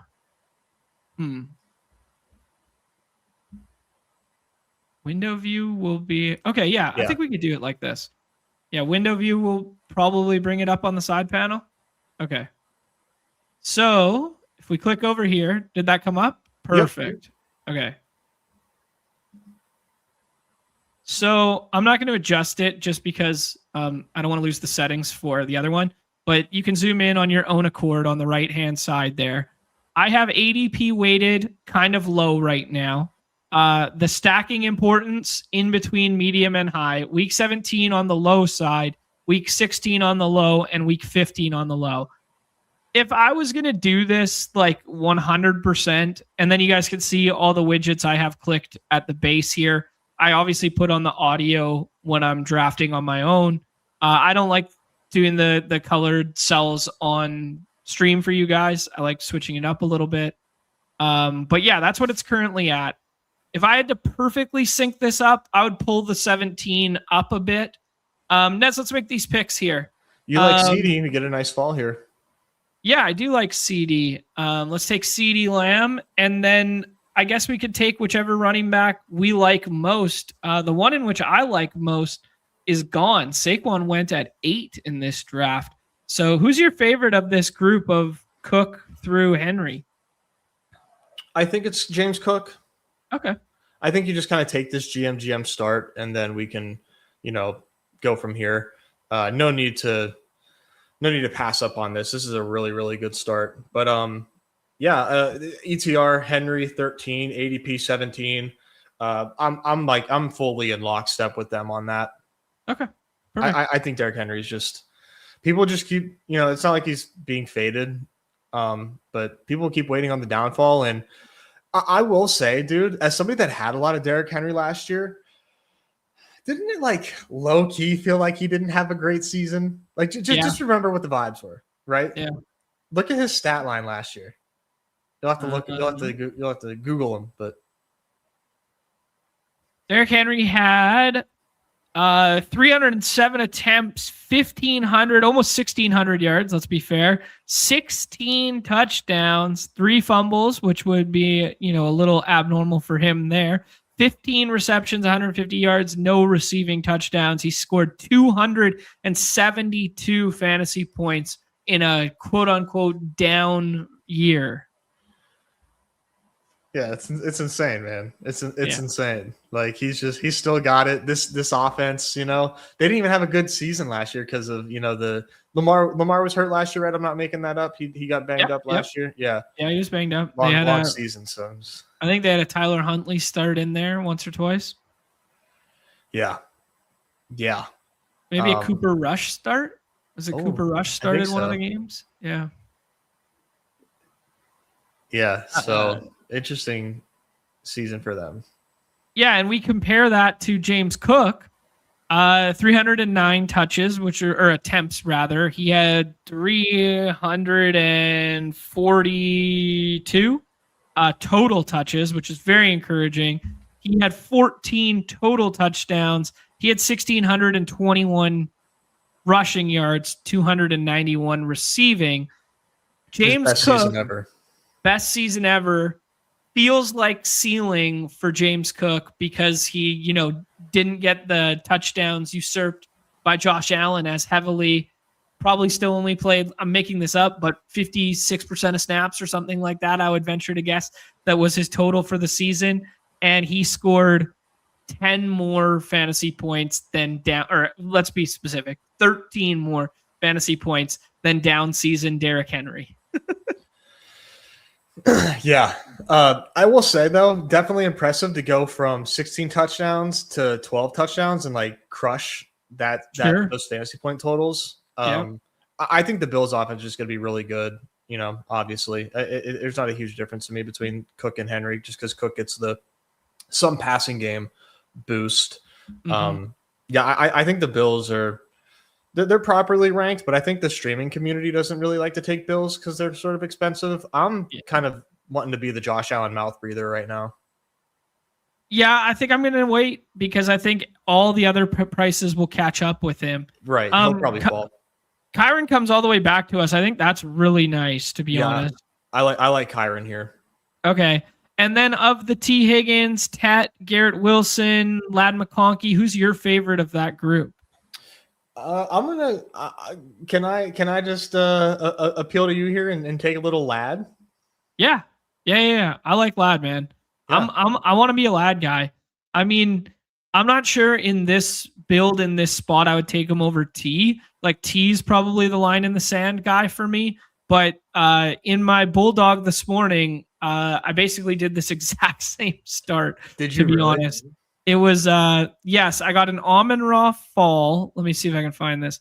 I got an Amon-Ra fall, and I paired it with Saquon, and I paired it with Kyron and Ladd. So I don't know if this is me just, hey, you haven't done enough ball research this year. You're caught up in your old pattern matching stuff, but like, I don't know, man. I look at Ladd and Kyron and I go, these guys go burr, man. And down year for Ladd last year where Keenan Allen comes in and effectively takes his slot receiving role and he still scores 144 fantasy points. And I don't know. I thought he looked halfway decent in the playoffs there. And now you get a big boost at OC and, they didn't bring a ton in to take it away. Maybe Njoku, but I don't know.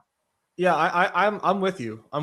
I think kind of taking it back to, we talked last time with Njoku, or maybe it was off and on the clock, I can't remember, about the heavy personnel frequencies with Miami that I brought up and how that's likely to carry over to the Chargers, seeing as they just signed Njoku. And with those heavy personnel packages, and it's not always two tight end, just have to throw this out there. They do a lot of fullback as well. Like they signed Alec Ingold, the Chargers did, which is McDaniel's favorite. He loves fullbacks. So at any rate, man, that there's very few wide receivers on the field. It's a lot of 2 wide receiver sets, 1 wide receiver sets. I feel like that's Ladd McConkey's music here. That's good. That's obviously good for him for target competition. I think that it's a really nice price on Ladd. It's fair, right? Because he didn't have a good season last year, but everybody recognizes the setup for him. He's a very fun bet. I think considering he was a 2nd round pick last year. It's a very fun pick. The one knock right now, and we don't know if how true this will be, is that there's a lot of talk about the pace of play for the Chargers. Okay. And how that'll be, but I think the efficiency is just gonna make that a non-factor. Okay. Yeah, respect all the takes there. This is an interesting one that Austin brings up. Is there a chance Keenan comes back, one last ride kind of vibe? Like that would definitely put a hamper in it for sure. I don't think so. Think so. Just based on the heavy personnel stuff that I'm talking about, I just don't think Keenan has a fit on this team. Okay. Barely had a fit last year, but Trey Harris now 2nd-year receiver. You gotta use him. So who was it? I think Sherman today said ultimate PPR scam season would be Keenan on the Chiefs. Yeah, after the Rashee Rice stuff for sure. Yeah, we're gonna see a lot of Keenan or Diggs rumors there for the next week or two. And if they're not contacting those guys, what is Veach doing? Right. Yeah, tend to agree with you. Nezzy, we're going to have a move up here. Ooh, Lamar gets sniped from Troy, who tried to set that bad boy up, but he still has Burrow in his back pocket for the T. Higgins stack if he wants it. Man, I've been living with this Jaden Daniels pick right here in this range. Price goes there. What stands out to you? I do really like Christian Watson. I'm cool with Daniels. If you want to do the Jaden Daniels thing. Okay. Is there any credence to thinking Jalen Hurts is a better pick or Drake May is a better pick, flipping the board a little bit, or we could just go take Daniels? I think we just take Jaden Daniels. I like it right now, man. I mean, maybe I'm just too caught up in that rookie season, and maybe Jaden Daniels turns out to be RG3 2.0, where it's you're enamored with what he was in year 1, and he just never gets back to that level again. But I'd like to think what I saw from a throwing perspective from Jaden Daniels was better than what I ever saw from RG3. I mean, I think so. I think it was. Yeah, that rookie year was phenomenal, and we're not necessarily. I mean, we're still paying a high price for Jaden Daniels, but yeah, he's just he seems like like a very safe pick, right? A lot of these elite quarterbacks feel like that for the most part. Sure. Allen, Lamar, Burrow, Daniels. The one that I can't get behind who just went is Caleb. Like, love Caleb as obviously as a talent and whatnot, but I don't know that he's going to generate enough fantasy points to pay off that price. It's just like all hype right now for Caleb. Sure. Yeah, no, respect the take. Let me see 1 second here. I want to just confirm my maths. Do we have the widget pulled up? Yeah. Oh, I can't see everyone's. I can just see guys that we've drafted. I wanted to see the You can widget. see everyone's. If you go to your settings, you can you have to, it's like toward the bottom, I think. There's like widget settings, and you can pull it up for every team. Thank you. Playoff matchups, show all matchups. Got you. There you go. Beautiful. Okay, let's just take a look here. Chicago, I know, has the outdoor game at the end there. At Buffalo. At Buffalo. No, thank you. Could be a snow globe.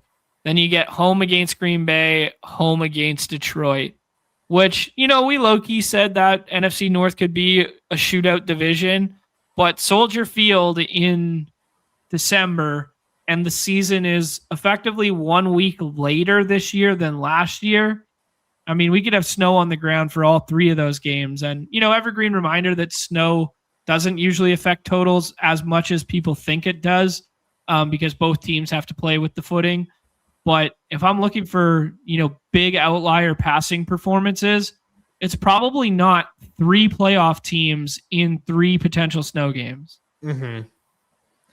Yeah, I think there's better playoff schedules there for sure. Yeah. Just from like a tie break standpoint. Yeah. Yeah. I don't want to obviously fade a team just because of that. But I have yet to see the Trevor Lawrence PFP. Oh yeah. Unbelievable. Another great rep.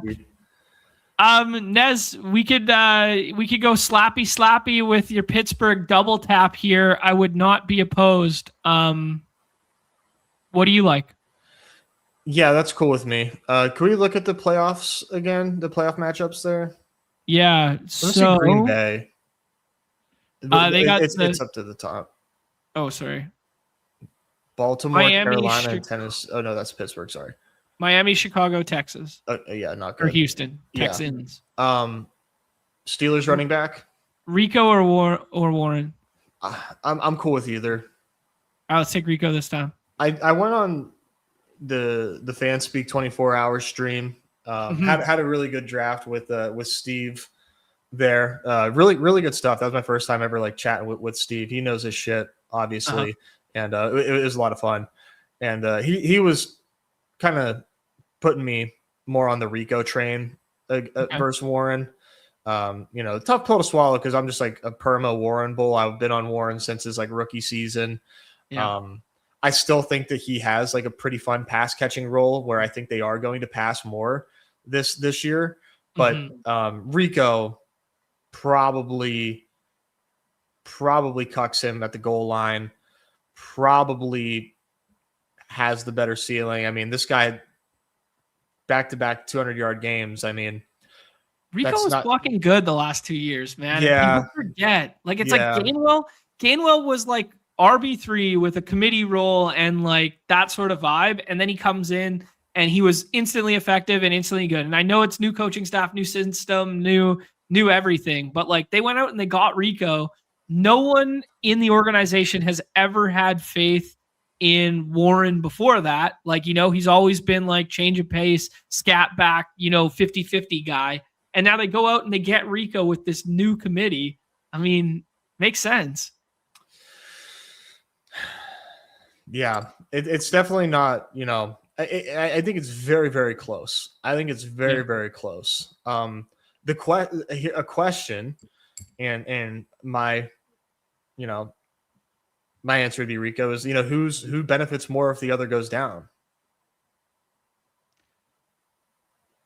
Yeah, probably Rico, because Rico can absorb pass catching stuff better than Warren can absorb 23 and 5, Yeah. Yeah. But I still think it's a tough call just because of that pass catching rule. Plus, it's McCarthy getting his guy back from Dallas. Good shout from Ghost AF, right? Yeah. Yep. That's a tough pill for me to swallow, but I think I've been influenced by Steve and the crowd here and ETR. I'll probably make that flip, but their prices make sense. Sure. Yeah. Nez, we got a 1-3-4. I've been doing a lot of this through my first initial drafts, like this kind of like structural build. Yeah. Like, we're not at that 9 round, yet, but like doing something like this. And then it's kind of like, do I add on Jordan Love here and make it a 2 QB build? Or do I do, something a little different than that? Herbert's already gone for us. We do fall into quarterback purgatory if we don't get it. How do you make Jaden Daniels on this roster make sense? Do you have to stack it? Can you run it unstacked? Do you wait for like Chig or something like that? You absolutely don't need to like stack Jaden Daniels. It's not the world by any means. Yeah, we'll see what comes back here. I like this pocket of the draft a lot. Okay. So I think Love makes sense for us, and we can shut it down at quarterback. Okay. I'm in lockstep. And then the pick after this, I think, is where we can really have some conversation. We can take George Kittle. We can take Kyle Pitts if we want to get some tight end work. I like the wide receivers here. I like Rodriguez and Bill. Like I love like everybody on the board here. So, who would you take? I would take Pitts or Worthy, I think. Okay, I like either of those. Let's push tight end and see what happens. Yep, I prefer Worthy. Yeah, the funny thing about Worthy is like, if everything right now is happening with Rashee Rice, could Worthy's price tag be moving at all? I mean, a little, not a ton, but a little. He makes me want to like. I was taking him here and there, but now he's like, oh yeah, like I like Xavier Worthy right now. Yeah. Yeah, I'm hopeful for Worthy, man. I really think that it's hard to judge him last year because he was playing with a broken shoulder. I just think that that's not very fair. Yeah. Yeah, maybe Kelsey should move more. That's an interesting point. Okay. I did think the same about this, Jack. I mean, he's a noted Bears fan, but I did think the same about this with this Green Bay playoff schedule. Like the fact that you get a Soldier Field divisional outside game. Like here's our Green Bay schedule. You get Miami in week 15, but then you get Soldier Field outdoor divisional game, which you just never know with those guys. And then you get what we assume right now, and a lot can change, is the best defense in football in week 17. Yeah. And it's kind of like, oh, fuck. Well, Christian Watson's better than the best cornerback in football, so he's down there somewhere. And that's why we got Jaden Daniels. It's true. To be fair, I haven't gone like full deep dive on Jaden Daniels' schedule yet, but yeah. Real quick, let's recap this team for our audio listeners, since I'm uploading our NFL stuff to the podcast feed. Oh, nice. Thank you for doing so. Yeah, I'm hung up right now on like, who's these matchups I got to be worried about with like Stingley and that sort of thing. I'm all hung up on this Green Bay Packers week 17 notion versus Texans. Yeah. A 2-3-5 to start, which is something traditionally speaking we would not have done a ton of, and it seems to be a little bit more normalized this season. But a 2-3-5 to start. We go Jaden Daniels and Jordan Love. Feels like we can stop at 2 unless we get a faller. James Cook, Kyron Williams, Rico Dowdle. We went with Rico over Warren. We get CeeDee Lamb as a nice little fall. So CeeDee Lamb plus James Cook could be contrarian. Who knows? We're in May. Ladd McConkey, Christian Watson, DK Metcalf, who I've just had a lot of so far, and he fell 10 picks in this draft. And then Xavier Worthy, who, maybe a little bit of a riser upcoming here. Fun start. Yeah, not bad. I'm glad we passed on Pitts now, because now we get our choice of Dalton, Kincaid, Mark Andrews, etc. I would take Andrews. What do you like? Andrews is fine. Yeah, dude, you know what? Is there someone you want to pound the table for right now? No. Do you want to take Kincaid as well, already having the James Cook bet? Yeah, I mean, there's nobody here that I'm dying to have. So, yeah, I think if it was a Kincaid, I'd probably say Coker or like Travis Hunter, shoot the moon a little bit. Higgins week 17 correlation. No, I think I'm cool with Kincaid. Yeah, I guess the Higgins would make the Green Bay stuff make a little bit more sense, but we can always fall back on like Tank Dell or Woody Marks later if we believe in that correlation. I don't know, man. I see two tight ends who used to be, 6 and 7 round picks that used to be part of this like quote unquote elite conversation. You get Isaiah Likely out of there with Mark Andrews. Dalton Kincaid, can you stay healthy one time and play more than 50% of snaps? Plus, we got the James Cook bet. I don't know. This is a crazy balanced build. Maybe we fell a bit far behind at wide receiver because of that. But, like, how different does our roster look? I don't know. We'll see. We will see. No, I think those are fine picks, right? Andrews that without Likely, and then maybe you get some get a little extra touchdowns there because of it, and then Kincaid can break out. Kincaid can totally break out, but yeah, I think those are fun bets. This is a 3 tight end team, I think, so nothing wrong with taking those two guys. I mean, what would you go 3 tight end with this start? I don't know. Yeah. Maybe Chig if it was stacked, or maybe like a late round dart throw. But outside of that, I mean, I see Andrews and Kincaid, and we spent middling capital. I think we're getting them at a discount relative to what their ceilings look like, just because of the way the draft landscape is right now. I think I'd be pretty comfortable with 2s at the onesies here, but I know some of those back end picks project better. So, yeah. Yeah, I guess we will see. We will see what comes back, but I would probably vote for a 3rd tight end. Okay.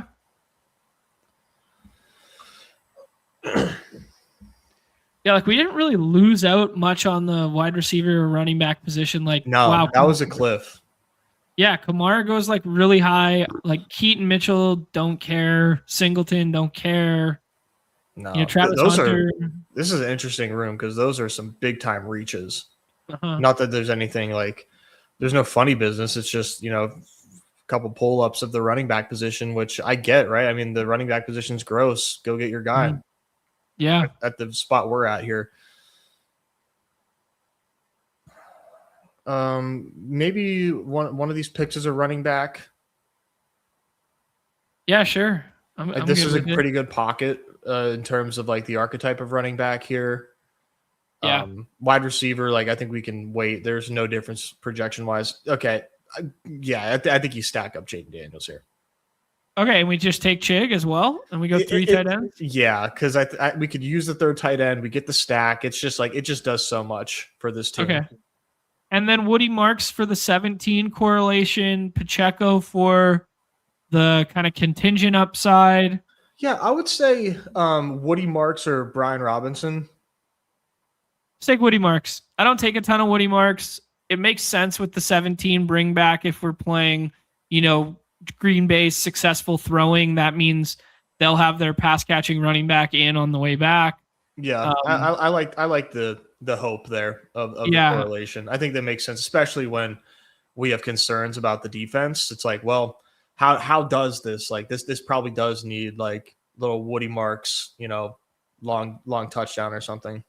Yeah, and I mean, it doesn't, I'll be the first to admit, like, I think the correlated bringback stuff is like really overblown when it comes to season long style Yes. contest, and like people pattern matched for years of like, look at Crane's lineup, and that's the only reason he had Tyquan Thornton on it. Well, it's like, yeah, is that there's only Tyquan Thornton share, I think. Right. Yeah. Is that causation or correlation? Right. Is that random variance?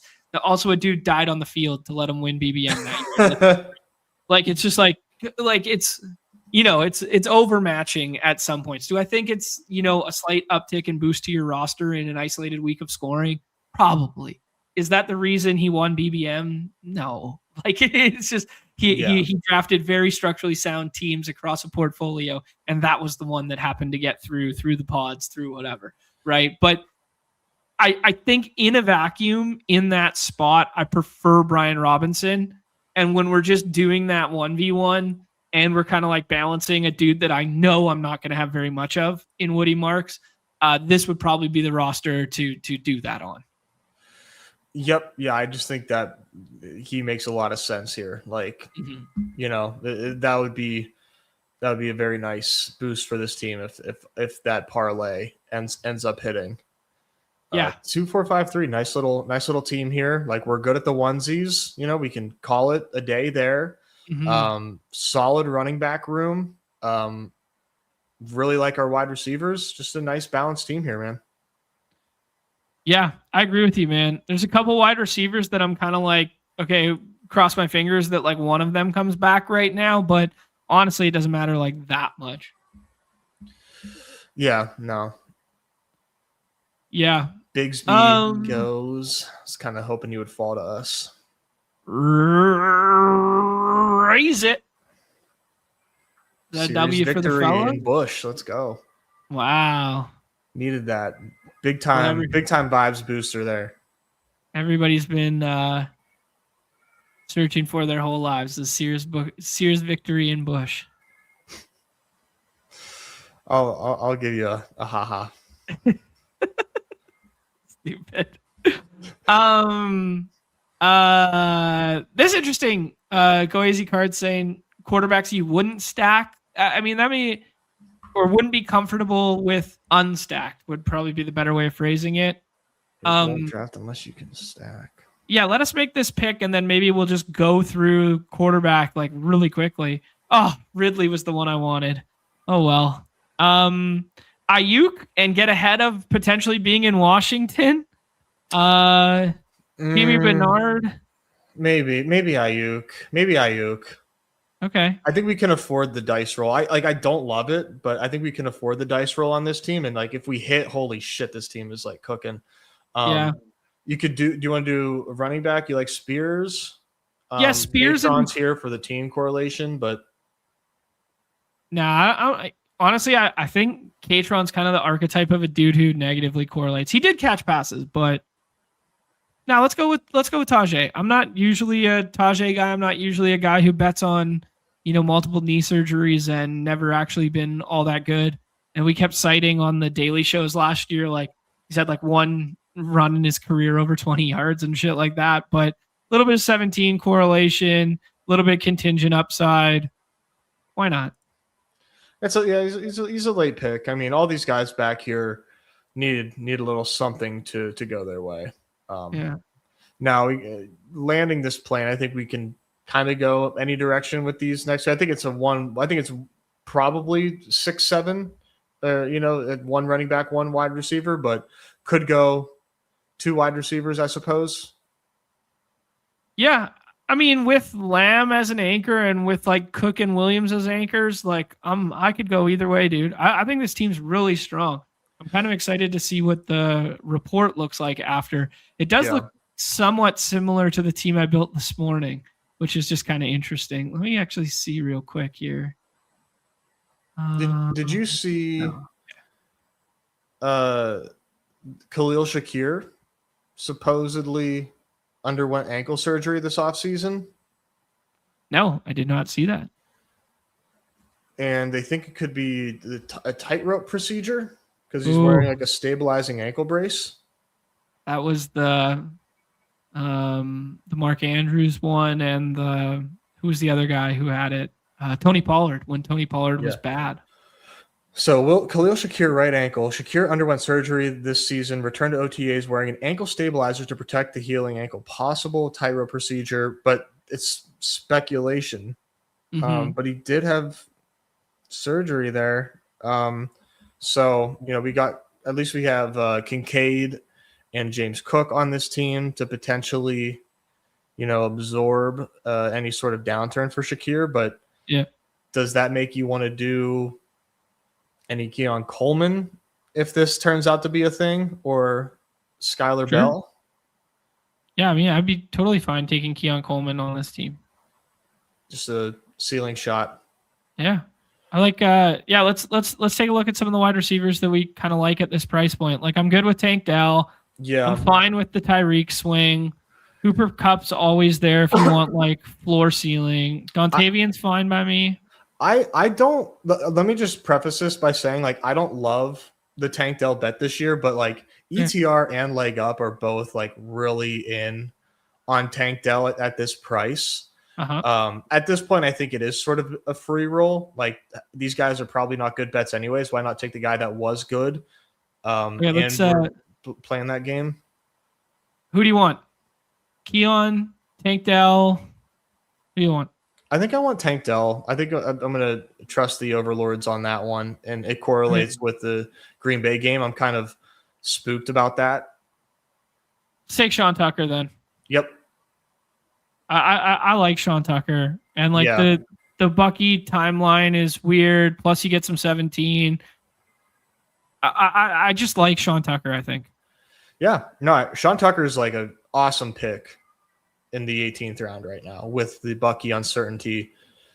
And like, if it is him and Gainwell, let's say at any point, he's the goal line guy, he's the touchdown guy. He could be the goal line guy even with all three of them healthy.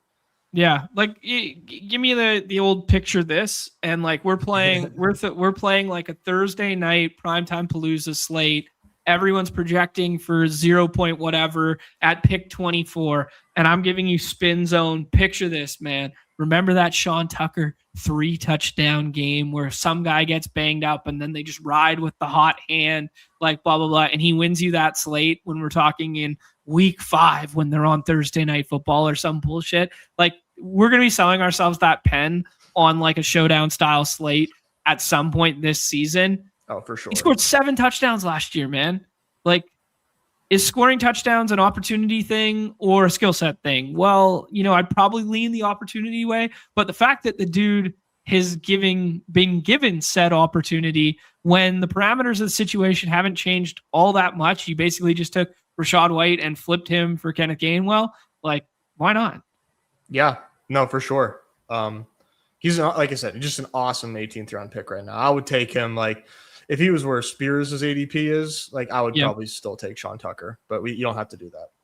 Okay, I want to end the program with 2 things here real quick. I know we're pushing up against it here, but I did want to answer the question that Goazy Cards had in the chat there.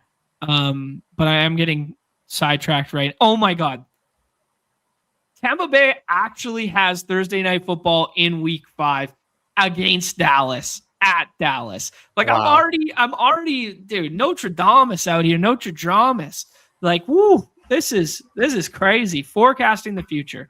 Okay, I'm going to do 2 things. I'm going to get the Solver draft report for us so that we can just see how we did. At the end of that, we'll play the preeminent game of our generation, the sucks ends the fucks. But I do want to just bring up the quarterback tab real quick. Shit, you can't bring it up after the draft. Let me go into the rankings tab. And let's just say, just definitively, no stipulations, no nothing, Nez. Would you draft them unstacked, yes or no, from each of us? Okay? Are we going the whole way down? Dude, we're going, this is like 30-second exercise. No other words other than yes or no. Okay, you ready? We're starting with Josh Allen. Yes or no? Yes. Yes, agreed. Lamar Jackson, yes or no? Yes. No. Joe Burrow, no. Jane Daniels. Yeah, agreed. Jalen Hurts, yes. Yes. Caleb, no. No. Okay, so I'm just going to keep only the no's on the board right now. So we're at Caleb right now. Drake May, yes. Yeah. Dak, no for me. No. Yeah. Herbert?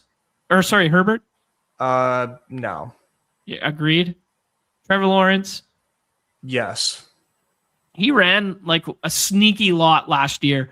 I would go split decision on Trevor Lawrence. I would lean no, but I understand why you say yes. Yeah. Dak is a yes. Dart, yes. Or sorry, Dart. Oh, fuck. Dart is a yes. Mahomes is a no for me. Yeah, same. Purdy is a no. Yep. Nix is a yes. Not for me. Okay, so we're split on Nix and we're split on Lawrence thus far. And then Stafford and Goff are both no-nos for us. Correct. Kyler's a yes. Mm-hmm. Love is a no. Actually, Kyler's a no. Kyler's a no. So you always want Kyler stacks. So we're split on Kyler. Yeah, because I think that all has to work for Kyler to work. Okay, sure. Yeah, the thing about Kyler that's interesting is that, like, with T-Law, the presumption is that Kyler's more of a rushing quarterback than Trevor Lawrence is, and like whatever, right, when the inverse is probably true. Yeah, and also like there's a million pass catchers in Jacksonville. Like it's mega concentrated in Minnesota, and it just all has to work for Kyler to have success. Okay, cool. Tyler Shuck, yes or no? Yes, unstacked. Unstacked is fine. Baker, unstacked or not? Stacked. Okay, so Baker's on the list. Yeah, so that'd be Willis. Willis, yeah, obvious, yes. Yeah, Willis, obvious, yes. Sam Darnold's a no. Correct. Cam Ward is a 50-50 one. That could go either way. Yeah, you don't have to stack Cam Ward because all his pass catchers are cheap. I agree with you. CJ Stroud. Mega, yes. Yeah, fully agree there. I'm going to say Daniel Jones and Bryce Young are no's. Yeah. Or are yeses. I mean, like you don't have to draft a pass catcher. Right. I'm with you on that. Yeah. And then I'm going to venture to guess everyone else on the list, you're probably doing it from a stacking perspective. Mendoza? Yeah. Yep. Rodgers? Yep. Geno? I'm not even drafting Geno. Okay. Brissett I would only take if I had an Arizona piece, like Mike Wilson or whatever. Yeah. And then can you tack on anyone else that's down here? I mean, maybe Justin Fields would be the only other guy you could tack on that doesn't need to be stacked. Yeah, but don't draft Justin Fields. Sure. But I'm just thinking of a name that's down here. Yeah. That'd be it. Yeah. So there's a list of 17 quarterbacks inside of the top 30 that we would probably only draft. And I mean, this was a quick and dirty exercise. We could fight till we're blue in the face about so many of them. But I think that was a good, quick and dirty way of thinking about, like, you know, basically there's only 14 quarterbacks with ADPs right now that we're comfortable drafting unstacked. Yeah, I mean, it checks out, doesn't it? I mean, I think most people would say even less than that. Yeah. Okay. Or even more. Yeah, you know what I mean. Yeah, exactly. All right, let's end the segment here with the definitive sucks or fucks on the roster, which we just drafted. It looks like, whoa, we got ADP value, man. We never get ADP value. Dude, we were getting the value today. We were being hounds. Yeah. Who knows if it works out or not? I will say I've noticed this with the solver thus far this year. It's really hard to push the wide receiver draft capital bucket. Like, we smoked the quarterback position. We smoked the running back position. We were about halfway up on the tight end position, even though we spent, in my estimation, half decent capital on it. But like the wide receiver position, we're still like right under the threshold. So, I mean, maybe we should have added one more wide receiver there. But we get a bunch of week 17 and week 15 correlation. We just have a one-off in week 16 there that might not actually come to fruition because Brandon Ayuk may not even be on the team. That's not what I meant to do. But yeah, we get a Washington stack. We get a Green Bay stack. We get a 2-6-7-3 with a first half 2-3-4. And we go with Jaden Daniels, Jordan Love, James Cook, Kyron Williams, Rico Dowdle, Woody Marks, Tajay Spears, Sean Tucker, CeeDee Lamb, Lad McConkey, Christian Watson, DK Metcalf, Xavier Worthy, Brandon Ayuk, Tank Dell, and then a weird kind of like pocket of 3 tight ends in 4 rounds with Mark Andrews, Dalton Kincaid, and Chig Okongwu. Nez, does it suck or does it fuck? This team clearly fucks. This team absolutely fucks. Yeah, this team is so fucking good. This is a great squad. This team's advancing for sure. We just got to get lucky. This is a great team. Very, very, very into this one. I fully agree with you, man. This definitively fucks. I'm gonna go ahead and label this team like right now, like immediately right now to make sure. Super fucks with like fucks maxing is what the kids are saying these days. And then I'm just gonna put that it was on 0521 BB show.